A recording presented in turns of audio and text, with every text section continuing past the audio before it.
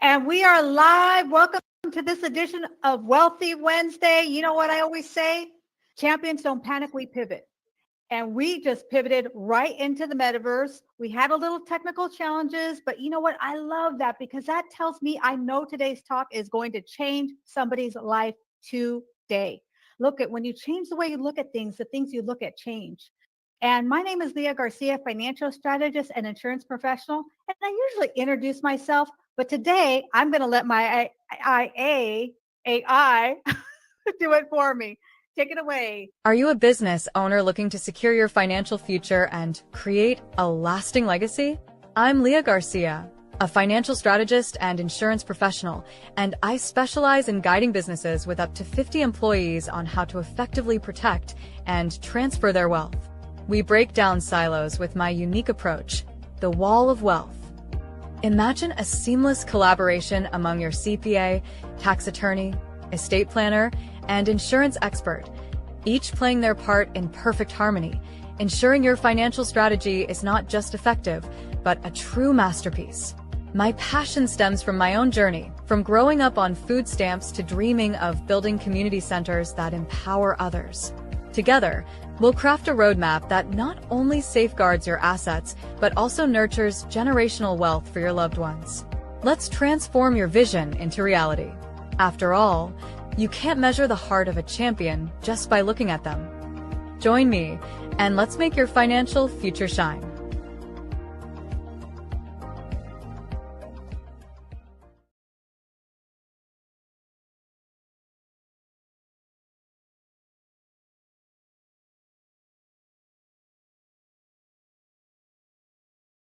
Created all of that for me, which is the Hello LLC. And that's how we're in this plaza right now. Well, gosh, I am so fired up about today because I know today is going to be life changing for somebody. Somebody's going to listen to this, whether you're live or you are watching the replay. Today is going to be copious note taking, but I'm going to say it's going to blow your mind. Be prepared. Remember, when we change the way we look at things, the things we look at change. And I always talk about the power of the penny. And people see pennies and they just kind of toss them away. They might kind of toss them on the bottom of their purse or see them in between the couch cushions and they just kind of ignore them. Maybe they walk past them on the street. Some people even throw them away. But do you know that if you took a penny and you doubled it every day for a year, you would have 68,719,476.74. Now, a lot of people think, wow, how can I do that? You know, when we change the way we look at things, the things we look at change. You will never look at a penny the same way again. And I'm not implying that you should pick up pennies. What I'm saying is that today it's about perspective. We've all known what we know about money, but today is going to be money changing. I call this a growth money mind shift, right? It's not a mindset, it's a mind shift. Today's going to shift your thinking. So forget about whatever you think you know or what you've known about money and be prepared, available for new information. Well, today we're talking about the tax secrets of the self-made, a roadmap to sustainable wealth. I'm going to say that again because it's so good. The tax secrets of the self-made, a roadmap to sustainable wealth. You know, maybe you've been born with a silver spoon in your mouth, but most of us haven't. Most of us are that self-made. So if you're an entrepreneur, you're a small business owner, you're a solopreneur, and you want to have wealth, it's not just about how much money we make. We all know it's how much money we keep that matters most. And so today, my guest speaker, she is an IRS enrolled agent and founder of Victor & Associates. She also teaches a strategy known as the Tax to Wealth EA. Tax to Wealth EA. She's an enrolled agent, which is a specialized certification. And I said, I am so proud, so honored to have that she's taken time away from her business and her family to be with us here today. So I'm going to introduce you, Miss Christianie Carty. Take it away, Miss Chris. Oh my God. Thank you, Miss Leah, for inviting me here and second for that wonderful introduction. So as Miss Leah said, my name is Christianie Carty. I'm an enrolled agent. I'm licensed by the Internal Revenue Service, and I help my clients, mainly business owners, shift their perspective MSCTA under tax code, and you use the tax code as a tool to create lasting wealth. So today, I would love to speak with you guys about the tax code, not just as a weapon the IRS uses to keep all your money, but as a tool that you can use to implement in your wealth strategy to help you to grow wealth, not just to grow it, to protect it, and to keep it for future generations. Yes, absolutely. I always talk about creating generational and multi-generational wealth. You know, a lot of entrepreneurs, a lot of business owners, we work really hard to accumulate this wealth. But I say that is one muscle. Protecting it, distributing it, and transferring that wealth is quite a different muscle. The protection of your wealth, there's different strategies to distribute that. So we have this wealth. How do we spend it? I call it a spending plan. There's a mathematical, systematic way to spend your money. And then how do we transfer that? How do we save it and not save it, but how do we transfer that to our loved ones, to the next generation? If we're working so hard just to create this business, just to dissolve it and close the doors, then we might as well get a job. We're doing all of this, getting up early, staying up late to create that generational and multi-generational wealth. So today, well, I have a few questions for you. I'd like to start us off, Chris.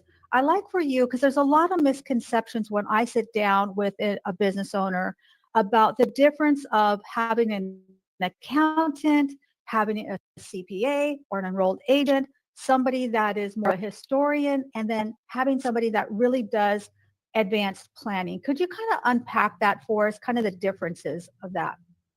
Sure, I'd love to. Okay, so I refer to it this way. A CPA, or most CPAs, are police officers. They show up after the crime has been committed. So let's say they're looking at your books, your numbers, but it's after it happened, right? It's historical. So they don't really have information on what's happening in the future, what they're not planning. They're dealing with what happened in the past. And now they're trying to trace back what happened in the past to figure out how to fix that. An enrolled agent is something different. Well, not an enrolled agent, but a tax strategist, because you can be an enrolled agent and do different things, like represent clients before the IRS, and that's all you do. But what I do is I strategize with my clients about taxes. I teach them how to use the tax code as a tool, right? So as an enrolled agent and a tax strategist, I show my clients how to plan for taxes. So we're not thinking about it is the end of the year and now I'm rushing to try and figure out how to save on taxes.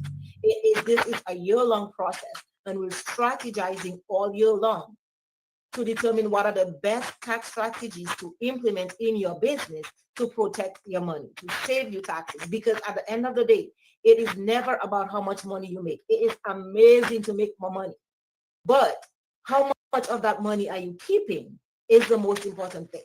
And so what an enrolled agent or a tax strategist does is help you to strategize to make sure that you're keeping more of that money rather than giving it to the IRS. I love that. I love that you said they show up after the crime has already been committed, right? And you know, we want to stay in compliance. Obviously, that is important. But I always ask. This is one of the first questions that I ask business owners or an entrepreneur when I start working with them: is when was the last time your tax professional came to you with an idea that saved you time, money, or taxes? And usually they kind of look at me like I have three eyeballs. They're like, what are you talking about? They just tell me, listen, this is what I did all year. I bring them all the receipts, and then they do their calculations, and then they just tell me, this is what you owe, just write the check. So I'd like to know, when we talk about advanced planning, what really inspired you to go from more of just not just, but to go from being the compliance officer to really into getting into more of advanced planning? What kind of went through your mind when you started to make that click that maybe it was time to upgrade? Okay, so first I'd like to say that CPAs, I love CPAs. Some CPAs are tax strategists, but not all are. And they do those who are tax strategists do an amazing job too, most of the time. But as a tax strategist, my journey to become a tax strategist or even my journey into tax law started because it began on a personal level. So it began because my daughter got audited. So back in 2012, my daughter had just turned 20 and she got audited. So imagine a 20-year-old being audited, right? This is the IRS, and the IRS is the biggest collection machine on earth.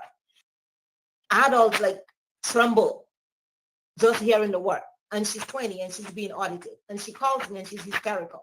And I'm panicking because my daughter is hysterical. I'm thinking something happened and she's like, I got audited and you need to fix it. At that time, I'm an accountant. And I'm an accountant working for a construction company. An accountant doesn't mean that I can fix an IRS audit, right? So now, as a parent, I did what any parent would do. I tried to figure out how to help my child. And so I started researching how to help her. And that research changed my life because I started reading the tax code.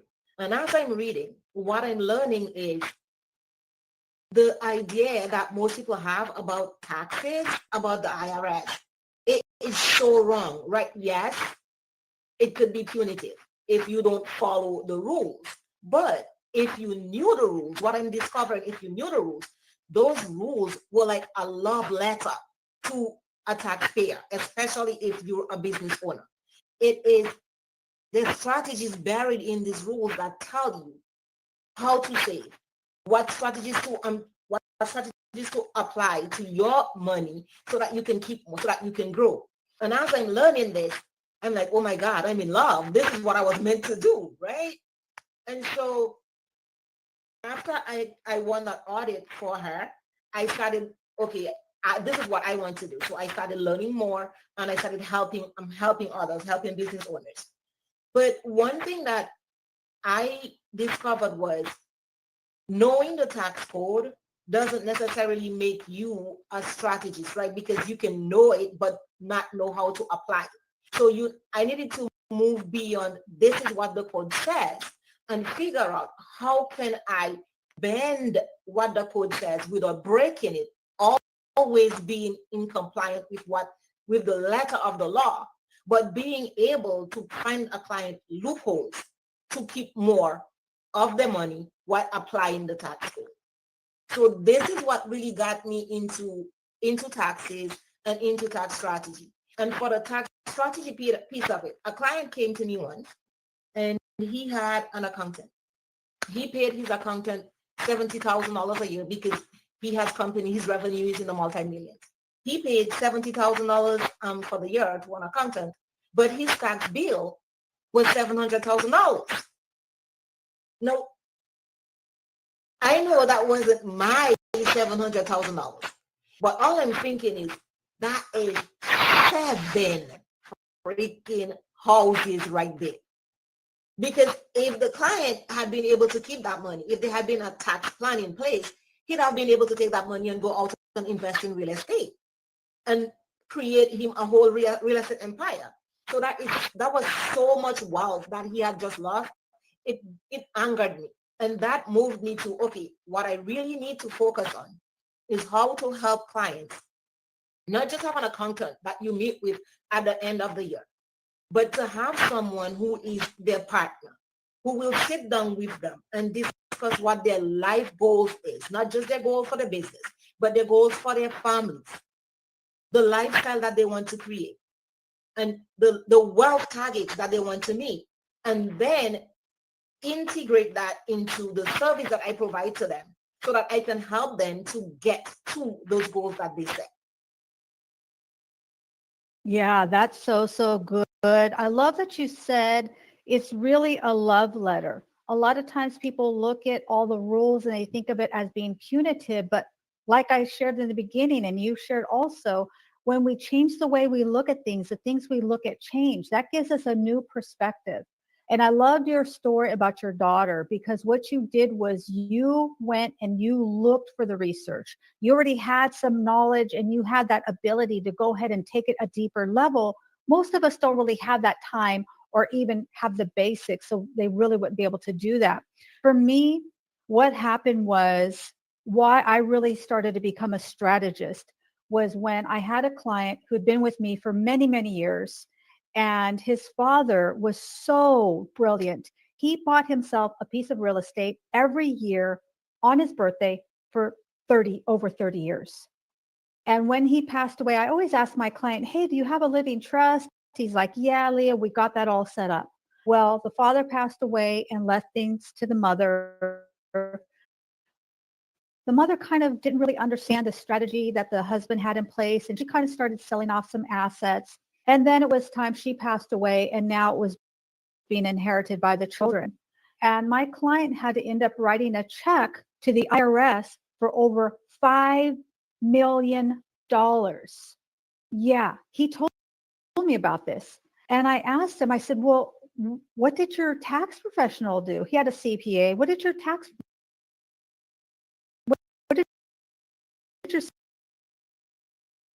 CPA tell you? And my CPA told me, just go ahead. Wow, there has to be another way. There has to be more information. And that's when I really started to do a lot of research, and really to find out that there are a lot of advanced strategies that most people are just not aware of. They think, hey, I've got a CPA, I have an accountant, they must be good. But I call it the 4-pillar professionals. And I'd love your feedback on this, Chris. I call it the 4-pillar professionals you need on your team, because a lot of business owners, they might have an accountant, they might have a tax professional, maybe they have an insurance agent, and maybe they've got somebody helping them with their estate plan. But all of those professionals are working in their own silo. They stay in their lane. They don't know who those other professionals are. They've never communicated with them. So everybody is kind of giving that business owner different information. The tax person's focused on the taxes, right? The estate planning person is focused on the estate. And they kind of give this this information that could be conflicting and often confusing. I believe that when you have everything working in concert and everything is on the same sheet of music, it's like a beautiful symphony. And those 4 pillars are that was your tax professional. I prefer either a CPA, enrolled agent, something like that. Most of them happen to be both, but not all. And then you want your estate planning attorney, right? Because it's all about that planning, having those legal documents in place. Also can help you with buy-sell agreements and stuff, things of that nature. And then you want to have a tax attorney, because when do you need a tax attorney? You don't want to have to invest a bunch of time looking for somebody. You may need some white papers and things of that nature. And then you need a licensed life and health insurance agent, because in my humble opinion, I can do things that a wealth management cannot do. Wealth management are focused on building your wealth in some form or fashion. I'm going to work hand in hand with your professional, strategizing and masterminding in the background and bringing those solutions to you. So what do you think about that, Chris? So I think that just like you, I think that wealth creation, protection, and then being able to pass on that wealth to future generations needs to be addressed from a holistic angle. It can't be each professional working separately, because like you said, you get conflicting information, and then it doesn't help the client. At the core is always what is best for the client, what does the client want, and what is the best way to get them to that goal. So when you have those professionals working together, you're reducing the client's risk, you're reducing risk of loss, you're increasing the chances of growth, and you're increasing their protection and the ability to pass on that wealth to their future generations. So I truly believe, just like you, that wealth creation, protection, all of that is supposed to be in one vehicle. Not one vehicle as in one person handling it, but one team handling everything together to get the best possible result for the client. And that's how I work with my clients. So when a client comes to me, it's not just you're coming to me because you need help with taxes. When a client comes to me, I make sure that I'm asking the client really focused questions about where they are in their wealth journey, what their goals are, what they intend. And then I help them to curate a team. If they don't have that team, I pull out of my network the different pieces that they need and help them to put that together so they have that holistic package. So that it is not just tax strategy, but I saved money on taxes. Yes, you did, and that's great. But what happened to that money that you saved? Where did it go, right? So everybody wants to save money on taxes. It's kind of like that thing that says everybody wants to go to heaven, nobody wants to die, right? Everybody wants to save money on taxes, but nobody wants to address what happens to that money after I save. So you saved money. Did you just go out and spend it? Did you reinvest it in your business? Or did you buy assets that can help you to reduce your tax liability in the future, like in the present, in the future? So it is not just about what happens now, saving the taxes. It's about what happens to the money that I save, what vehicles is it invested in that can help me to manage my tax liability in the future?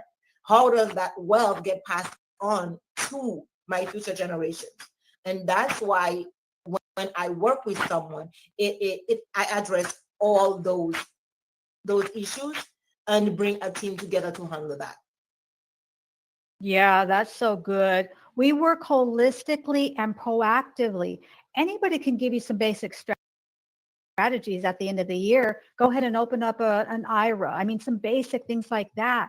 But all that's doing is really postponing. I think that's procrastinating that taxes, right? And when is procrastination ever a good thing, by the way? So I'd love to give you a couple of scenarios. This is something that happens very often. I meet with somebody there, you know, getting ready to retire. They built this business and now they've got some, maybe some equity in their business. They've got some IRAs and they have a lot of the wealth in the real estate. A lot of people who come to me have a lot of wealth in real estate. And now they're looking at selling real estate, but they don't want to repurchase, right? They don't want to do a exchange and buy more real estate. They kind of want to start winding down. What can somebody like that do? Give us some ideas. I mean, aside from just writing the check like my client did for $5 million or more, are there some strategies that maybe they could implement? Give us some hints. So the first thing would be, it's not what to do in the moment. It is what should have been done in the past, the planning stage, right? Whenever a client comes to me, the first thing I always talk to them about an exit strategy. What is your exit strategy? So if real estate, if your assets are real estate, what are your plans for that real estate, right? Are you planning to sell them in the future, or are you planning to pass them on to your kids, right? Because your exit strategy determines it determines the treatment of that asset when that time comes. So if you have time to plan in advance, then when that time comes, you've already catered for what happens to that income when you receive it, when the sale is made, right? So for the people who do not plan, and now I have real estate, let's say I have a property and that property value is about $900,000. I want to sell that property, but I'm going to be hit with long-term capital gains. There's no avoiding that unless I find a strategy that allows me to not sell that property and still have access to that money. So what kind of strategies can you use? One of the strategies that I tell people about is you can do a reverse mortgage. So the reverse mortgage allows you to access all the income, but you're not paid any taxes on it because it is a loan, and loans are not taxable. So if you sell the property, there's capital gains tax. If you do a reverse mortgage on that property, there's no tax. Yeah, that's so brilliant. And then on the back end, it's all about planning. On the back end, because sometimes they may say, well, I want to leave that asset to my children. There's a strategy that I use, and that's having a life insurance on the back end that will give them the assets, the cash to be able to dig themselves out of that reverse mortgage. That's something that a lot of people, I used to be very anti-reverse mortgage, but they've changed a lot in the recent years. And what I've learned is if the majority of your wealth is in your real estate, it's probably the only option for a lot of people, or it's at least worth taking a second look at. So what I'd like to talk about, that's a great great comments also. Other strategies also, really, it just depends on, every client is different. These are not cookie cutter solutions, one size fits all. It really requires that planning, sitting down and being transparent, really what you want, where you want to go. Begin with the end in mind. What are you going to do? Are you going to move out of the, maybe move out of state? Do you want to buy a vacation home? Like, where do you see yourself, and how do you, in the manner in which you want to retire? So I love that you said that. So something I see a lot is people who, they create partnerships in business. And I'm going to use this term very lightly. You can't see me, but I'm using air quotes. They create these partnerships, right? They say, hey, buddy, you look pretty good. We've got a lot of the same ideas. Let's work together, and let's go ahead and buy this real estate together. Let's open up this business together. I trust you. You trust me. We're good. And we all are good until we're not. And then things happen, like somebody gets sick, somebody gets a major diagnosis, cancer, heart attack, stroke, or somebody passes away. Somebody gets into a major accident, and now they can't participate in that asset. They can't participate in that business. So what kinds of things have you seen, like with partnerships, planning? Because then, then they need to liquidate that business, or they need to start looking at how are they going to absolutely separate that business. What do you see when people come to you with those kinds of situations, Chris? Or have you ever seen that situation? So my clients, I haven't come across someone in that particular situation, but what I tell my clients is, when you enter a partnership with someone, think about it as you're getting married to someone. It is a marriage because you're marrying your money to theirs. You're marrying your money now, and you're marrying your future income to theirs. So before you get into a partnership, due diligence is the most important thing. You need to figure out who this person is, why you're getting into business with them, and then you need to put the proper documents in place for every situation. What happens if, what happens when, because that's the only way that you can protect your investment. So the way I put it is, every relationship, if you look at, yeah, that's so good. There's prenups, right? So when you're getting into a partnership, the partnership agreement, most people think that a partnership agreement is just a basic formation document, just to check the box, but it's not, because it is the legal document that determines everything that happens in that business. So I tell my clients that before you get into business with someone, think about it like you're getting married to someone, and you do your due diligence and make sure that you have your prenup in place, so that if anything happens down the road, you can avoid those situations. Or if not avoid it, but you have a step-by-step procedure on how to deal with it. Yeah, that is so good. I love that you use that analogy of a marriage, right? It is long-term, until death do you part, and have that prenup in place, because you're not only marrying for now, you said you're marrying your future income. That is brilliant. And having those documents in place, and by the way, buy-sell agreements, right? Succession planning, having that life insurance in place so that they can have an orderly exit, really critical and important. So let's kind of talk about, what about like business owners? They do create wealth through their business. They've done well. And this is where I see a lot of people, they've had some strategies that they put together in the beginning. They had to do everything. Maybe they had a friend from high school who knows how to do taxes, and they do their tax returns with them.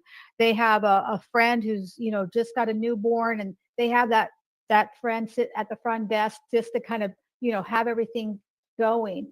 And then they start to make some income, and they're not sure what to do. How do they upgrade their systems? Because they've never even thought about it. They don't even know what to do. So what do you say? I'm sure you see this a lot, because I see this a lot of times. Somebody who's starting to make some money, but they haven't even upgraded any of their systems. And now they're paying a lot of money to the IRS because they're still sole proprietor.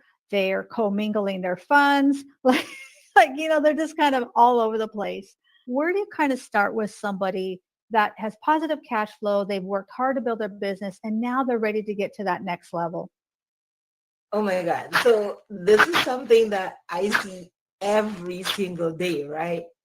And so the first thing I tell a client is, if you're a contractor, would you build a house without first laying the foundation? And the answer is no, right? Because you can't build a house without a foundation. So a key foundation piece to any business, your business finances, personal finances, is having that team member who is a tax advisor, someone who can help you to plan what happens with your income, not the income that you have now, but as your income grows. So the first thing that you do when you start a business, even when you have friends who may be, oh, well, I can do your tax return. Because you're my friend doesn't mean you get to be in my finances. Or my mom have a CPA and I could use their CPA. Because they're your parents' CPA doesn't mean that they're your CPA, right? It doesn't mean that they're for you.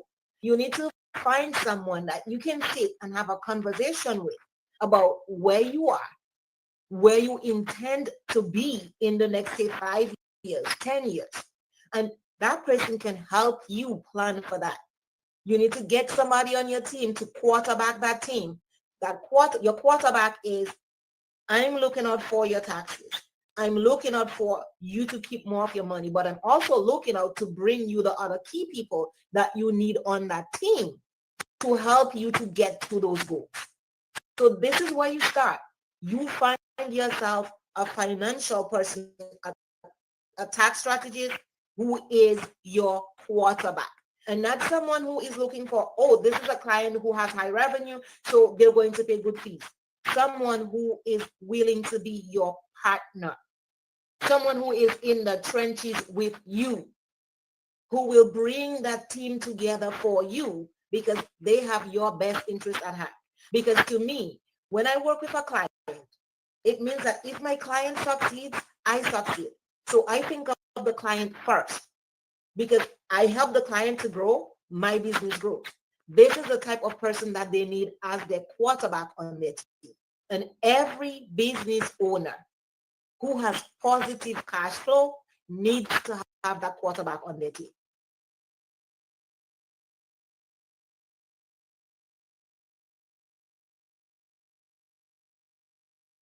Did I lose you? I'm here. Can you hear me? Yes, I can hear you. Okay. Yeah, that's so good. Man, that is so fire. And yes, I see this all the time too. And it's really about upgrading your systems. Maybe in the beginning, you have to kind of start and be that janitor of the business, like Mr. Mike Drop Jones always talks about.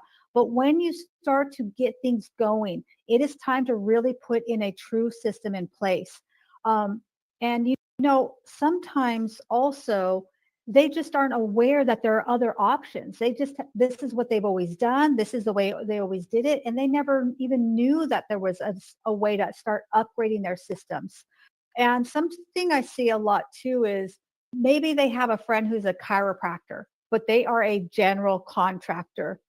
Well, their chiropractor loves their tax professional. They're an enrolled agent. They're a CPA, so they're the right credentials, but they're a general contractor. They go ahead and get that tax professional who is great working with chiropractors, but maybe not be the best person if they're a contractor. So say a little bit about that. Have you seen that happen with a lot of people? It happens all the time. And here's the thing. Tax planning, wealth preservation. This is not a one size fits all. It is unique strategies based on your individual situation. So one tax strategy may work for someone who is a chiropractor and he could get huge savings from that. But that same strategy may not work for someone who is a contractor because their situation is different. So you need someone who is not just an expert in tax strategy, but someone who knows your industry. Because that way you know that you get in a plan that is curated for you, to your individual needs. And okay, so I tell clients to look at it this way. If I need to get something, you could run to Walmart and pick it up, or you could go to Whole Foods. What is the difference between the product you get from Walmart and the one you get from Whole Foods? Right? One is, it may be less costly, but most likely the quality is not the same. It is of lesser quality, right? So it's the same thing. You may go to someone who can help a chiropractor, they're a generalist, and you will get general strategies. You go to someone who specializes in your industry, you get strategies that are specific to your industry and to your personal situation. Yeah, absolutely. And I always say, the wall of wealth. I'm going to always go back to my wall of wealth, because even as a business owner, they need to put together the foundation, which is having that wall of wealth in place. And then, by the way, Chris and I are working together to create the wall of wealth for business owners. And that is going to be fire. I cannot wait for that. That is going to be incredible. So it's really putting in systems in place and understanding it's about order of operations. I took ninth grade algebra about 5 times. I don't think I ever passed that class. I didn't learn a whole lot, but one thing I did learn was order of operations. We have to put down our foundation. And unfortunately, a lot of well-meaning business owners, a lot of well-meaning families, they put on foundation. It may work for you for some point. If it's not now, it will be in the future where that no longer works. And things happen. Life starts lifing us. And then that wealth that we think we accumulated is kind of swept away. And that's really unfortunate. So it's really putting in that foundation, just like you alluded to, Chris. I love that. So let's say now, because you and I help a lot of contractors. Some of my clients that have been with me the longest are in the contracting space. And one thing I see a lot is, they haven't really put those systems in place. And one thing I've never seen a lot of contractors who kind of overlook creating a valuation, like getting a business valuation. They think they're going to work hard, create this business, and then they're going to sell it for millions and millions of dollars, but they've never done a business valuation. At what point should they start thinking about those kinds of things? So I think the clients are supposed to not just get the valuation at the point where you're thinking about selling, but you're supposed to be thinking about how you're going to exit from the beginning. So before you jump in, it is, I am creating this business, and this business is, I work and I retire, I sell it and I'm going to sell it. It's my retirement plan. Or I work and I'm going to pass it on to my kids. Now you have different ways, you have different options. So now you can strategize different. If your goal is to, I'm going to sell this, it's my retirement fund so that I can sell it and walk off into the sunset, then from the beginning, you start building that business as if you building a business that is publicly traded, so that when the time comes to sell it, the value is there. Because a lot of the time, we build a business and we're the business, right?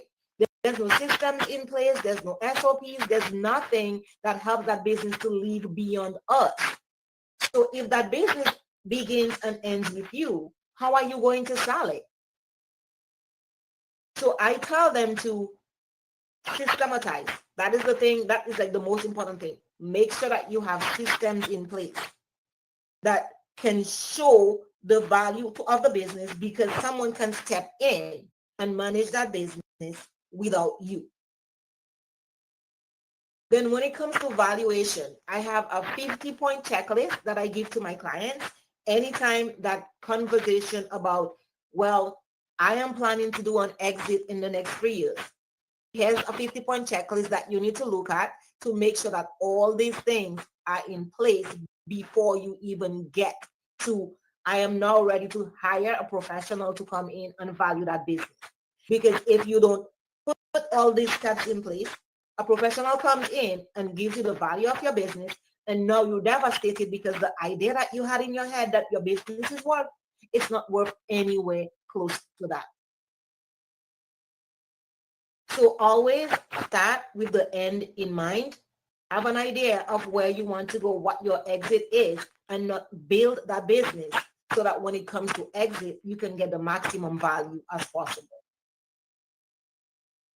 That's so true. I mean, if their biggest asset, it's their intellectual property between their two ears is all they have, and they haven't put together a true way on how to transfer that information. They don't have systems in place so that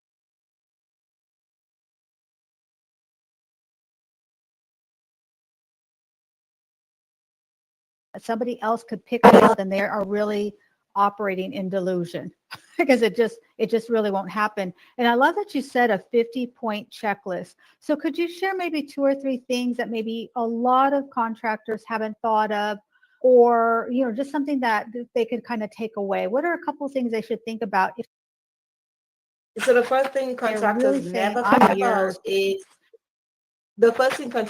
think about is the value that keeping their books bring to a business. Not even to the valuation part only, but to the tax planning part as well. If your books are not in order, you can't plan for taxes because you have no idea if you're profitable. I as your strategist have no idea how much money you're actually making, what your net profit is going to be, so that I can now strategize to help you to save on taxes. Now, if you can save on taxes, it means that you're eating the profits. Taxes are eating the profits of your business, which is reducing the valuation that your business is going to get. The next part is when you get an offer, a buyer who's interested in your business, and they're looking at your books, well, most contractors, where are my books? Because if we're honest, a lot of contractors are receipts in boxes. To this day, it still surprises me that a client someone will come to you and they'll have receipts in a shoebox, and that is the business. If you don't have a systematic way, a set of books that the person who wants to make an offer of your business can look at to see how profitable your business is, what your cash flow is, how are you going to get an offer on that business? And if you do get an offer, that offer is not going to be anywhere near to what the business is actually worth, because there's no way to show the value of the business. One of the other things I see contractors do, and for me, that one is not much the valuation part of things, I think, but more the opportunities available as a contractor to them to build more wealth, to add more value to their business and their personal network. So I see contractors who they're out there and they're building houses. You're a contractor, you're building houses, you're out there building communities. Build a house, sell a house, build a house. I got a contract to build 3 houses. I build those 3 houses. I'm building for someone else. But that qualifies you to be a real estate professional, to have houses, to invest in real estate of your own and get all the benefits that come with that, right? Where you can apply tax strategies like cost tax studies to literally get an asset that is cash flowing, that I can depreciate with a paper loss, add cost tax strategies, go home with a huge tax deduction that can create losses for me, that can give me money back in my pocket as tax refunds that I can now use to purchase more. And they don't do it. And so if you're a contractor, real estate professional is something that just about every person who dabbles in real estate wish they qualified for. But for you, because that's what you do all the time, it is almost automatic. Why not take advantage of one of the most powerful strategies there is to create wealth and to keep that wealth? I love that. That was a mic drop moment. And I'm going to unpack that a little bit, Chris, if I can. So I love that you hinted to cost segregation, which is an advanced planning that a lot of people is just invisible to them. They don't even know what it is. They have never even heard of this. Their tax professional doesn't even offer this as a strategy. This is something that I see very often also, is that they're a contractor and they deal in a cash business sometimes. And so they don't report certain income. I mean, this is a gloves off conversation. Okay, I came here to give you the real deal. I'm going to pull back the curtains and we're going to talk about the wizard behind the curtain. Okay, sometimes they're dealing in a cash business and they kind of squirrel away some money and they don't report it. So their income reflects very low. And then they think that they're going to be able to sell that business for something when they look like they've made $50,000 for the past 10 years. That's not going to be a sellable business. So it's not just about tax evasion, right? These are all legal, moral, and ethical strategies. Go ahead and count that income, because then you can work with a financial strategist, you can work with a tax strategist who is going to show you how you can mitigate, eliminate, and reduce those taxes legally, so that when you do go to sell that business, you can get a true valuation of your business that has been cash flow. And by the way, you have the strategies that are in place that are not gray areas. These are tried and true strategies. There's nothing here that is, under the table. This is all above board advanced planning. And then you can show that gain, but also show how you've been able to mitigate a majority of those taxes, if not at all of them, by using this advanced planning. So I love that. That was a great point there. So what is something, let's say somebody hasn't done the things and now and they want to sell their business. Where could they start? Like, things are just kind of a mess. They've got a partnership. They've never had a partner, but they're still sole proprietor. Like, where are a couple of places that they should start if they have a business that's cash flowing, but they're just all cattywampus? So the first thing I say is we have to go back to the start. So if a client comes to me today and say that I am looking to sell my business in the next 6 months or in the next 12 months, and I'll ask them, do you keep books? What are your books like? What are your taxes like? Are you reflecting all your income? Those types of questions. Based on those answers, we need to go back to the start. We need to go back to the beginning. And the beginning doesn't mean that we need to go back to 10 years ago when you started. It means that as best as possible, let's go back to the last 3 years or maybe the last 5 years and see how much of your finances we can get in order so that we can move forward. So someone who's looking at your business now can see a picture of the last 5 years. When you start year 5, it'll be a little sketchy because we don't have all the information. It was 5 years ago. But as you progress in time coming forward, you can see that this is a business, this is growing, and you can see what happened, how much cash came into the business, how it's operated and all of that. So when you're up in the market now, the business is for sale, it is easy to see that the growth potential in that business. I also tell them to start creating the systems now. So the systems that you needed to have in place before, but you don't have, we need to start creating the systems now. We need to start creating the SOPs on how you handle every single aspect of that business.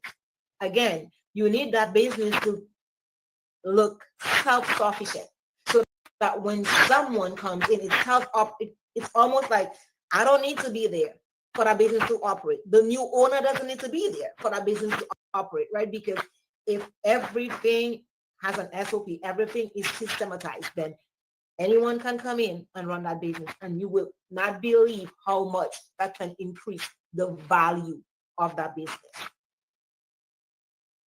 Yeah, that's so good. And especially if they own the building, right? Some businesses own their building if they have a physical building, and a lot of them don't. What do you see generally in contractors? Do you see that the majority of them are renting the space that they're in, or do a lot of them actually own the building that they're working out of? So most of them rent. And here's what I tell them. So if you're renting, you're paying rent to someone else, you're helping someone to build their real estate empire. But if you own that building, you can self-rent. You can buy a building, rent it to your business, make an election to treat that rental income as the same operations as that business. So it's not passive income. And let's go back to cost segregation. So let's say Right. I'm a contractor and I'm renting a space. It is a 3,000 square foot space, and I'm paying rent. I can buy that building. I can rent that building to myself. I get a deduction for the interest on the loan that I'm paying for that building. I get the rent from that rental income expense that the business is getting the deduction for. And then I make a dash-4 election. The dash-4 election allows me to treat that rental income as operating income. It's not passive income. And I can cost seg that building, which means that I can now take a building that would have been depreciated over 39 years and accelerate depreciation into 5, 7, 15 years. It gives me huge amounts of depreciation that I can take now. So that building that I just purchased allows me to harvest the depreciation, to create more deductions in my operational business, get tax deductions for them. So that's a tax benefit. I'm making money. I'm making the money. I'm paying myself. I'm deducting the expense, and getting depreciation. And I can now take that income that I gained from that and go buy me another building. Why wouldn't you do that? Oh my gosh. That is so sexy. Listen, if you didn't follow all of that, because there's a lot of maybe technical lingo, just understand that if you have the ability to buy a building and you want to talk to Miss Chris, okay? We call that double dipping. We call that compound pounding, using the same money twice. That's why the rich and wealthy, listen, they are not smarter than us. They just have smart people. I always say, I don't have to be the smartest person in the room. I just have to know the smartest person in the room. And that's how I got into this Exactly. plaza here. That's how I'm in the metaverse. I don't know anything about this, but you know what? I know some smart people.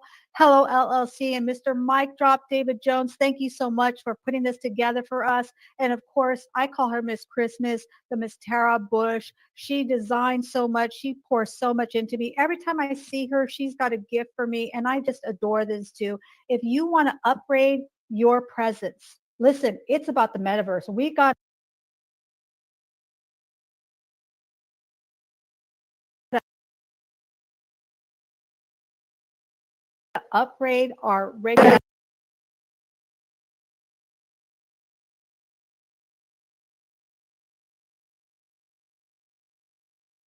I love what you said, Chris. That was so fire. So let's say this is something that I see a lot too, is that people just, they get to this point where they haven't really done anything, but now they're not really sure where to go to. And you kind of helped us with that. But maybe let's say your strategies, are just above them and they just don't feel like they could understand that. What should they do if this just sounds intimidating to them? Okay, so I tell clients that it is, when I speak with someone for the first time, I tell them that if you're a contractor, if I'm speaking with a contractor, you're a contractor, you know how to build homes, you know how to do what contractors do. I know nothing about construction except from the financial side of things. But what I do know is tax strategy. So you may not understand exactly what the strategy is, and I will take the time to break that down to you. And that's one of the things that I love about what I do. What I do is I help clients understand. I don't just, we're doing this strategy, this, and this strategy. That's not what I do. I educate my clients. I teach my clients. And some people think that, well, if you teach them, then why do they need you? But you can give someone as much information as you want to, but that doesn't mean they are able to implement the information that you give them. So I break things down. I break the tax code down to a client. Every strategy is broken down in a way that you can understand it. We don't move forward on a strategy unless you understand what that strategy is and what it does.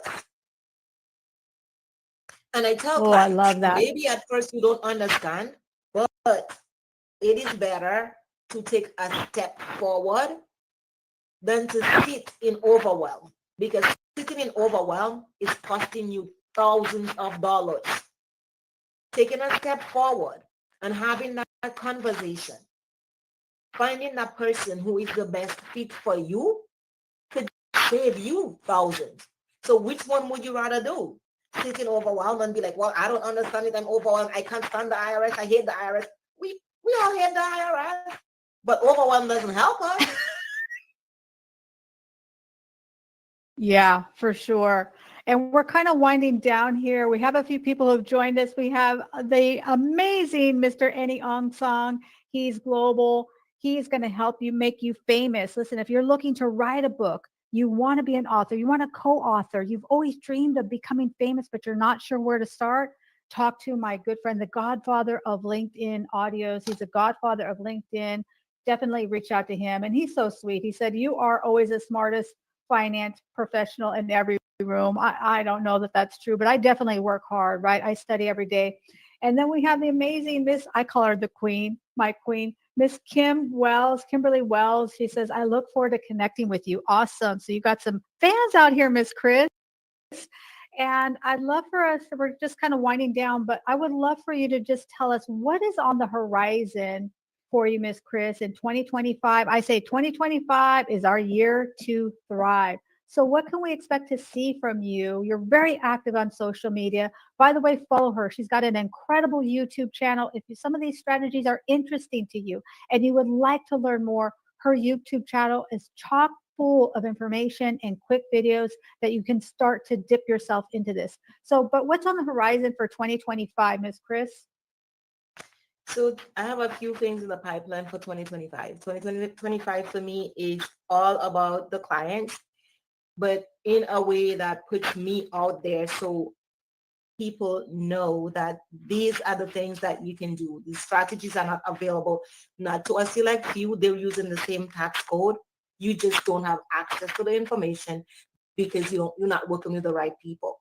So my goal for 2025 is to be out here as much as possible. My YouTube channel is called Breaking the Ceiling, and on my YouTube channel, I interview business owners so that we can get a glimpse of where they were, where they're heading, and how they're helping and how I can help them. And on social media, I'm planning to introduce Tax Tips Tuesdays, where every Tuesday, I'll be sharing some tax tips that business owners and other high-income earners can use to implement in their businesses and in their lives that can help them to protect their wealth, not just to protect it, grow it, because you have to first earn it, grow it, protect it, to help them to do all of those things. So this is what I'm up to in 2025. Just putting the word out. I love tax tips. It is available to everyone, not just I to am select for collaboration. Absolutely. I'm so fired up for our future collaborations also. We speak the same language. I mean, I think sometimes we're the same person. I'm not really sure.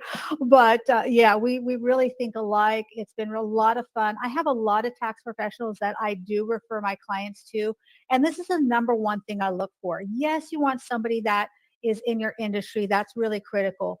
But I also say you want somebody that is going to match your personality. So when I'm matching up my clients to a tax professional, I really look for somebody I think that they could work with and get along with, because this person is going to know everything about you. They're going to know everything you're spending your money on. They're going to know all about your finances. You have to feel comfortable that you can really expose yourself in that way so that they can properly guide you. So that's going to kind of do it for us. We're kind of winding down here, but how can they reach you, Miss Chris? If this has sparked their interest, what's the best way for them to reach you? So I'm on every, well, not every because there's so many of them, but I'm on the main social media platforms as my name. You'll find me Christianie Carty on LinkedIn. You'll find me Chris Carty on Facebook, TikTok, Christianie Carty, Instagram, Christianie Carty, or the Tax to Wealth EA. You can find me on every social media. You can also find me on my website, which is getvanda.com. That's it. Or you can email me at team@getvanda.com. Absolutely. And you forgot the most important part. She is actually getting her biz in a box. If you guys have not seen my biz in a box, you got to check it out. I think it's adorable. I think it's beautiful. And I just am so grateful to Miss Tara and Mr. Mike Drop, Mr. David Jones for creating it for me. They did incredible work. I get so many compliments on it. And Miss Chris is going to have her smart link very, very soon also. Thank you so much. I appreciate your time. I learned a lot. I got some great notes here. I'm excited for our collaborations and just for excited for 2025, right? This is the year to thrive. This is the year to take yourself to that next income level. And by the way, if you are an entrepreneur, you're a solopreneur, you're a business owner, listen, you're not in a linear business. That means you're not going to get a promotion to go step by step and get your income to 50,000 to 60,000 and wait to get that next promotion. You are in business because you can go from zero to hero in one day, one conversation, maybe one sit down with Chris and you learn how to keep more of your wealth. Maybe one strategy that you learn and now you're willing to 10x. Maybe one year and now you have an abundance of wealth. Remember, it's not about how much money you make, but how much money you keep that matters the most. And when you work with Miss Chris, you can keep more of your money. And I think that is sexy. I don't know about you. I know sometimes people tell me, oh, Leah, that's too much money. With all due respect, I don't think there's such a thing as too much money. I intend to travel the world. I intend to donate a lot of money. I intend to build a community center. You know, one of my goals is to donate $1 million. I have that written down. I'm making $1 million. Listen, I tithe and I believe in tithing. That means I'm making over $10 million plus, right? So it's a beautiful thing. Well, thank you so much, everyone. Thank you for joining us. Whether you watch this live or you're watching the replay, we appreciate you. We love you. And we will see you all at the top because we all know it's just way too crowded at the bottom. Goodbye, everyone. Thank you so much. Thank you, Miss Leah. Thank you, David. And thank you, Tara. Bye.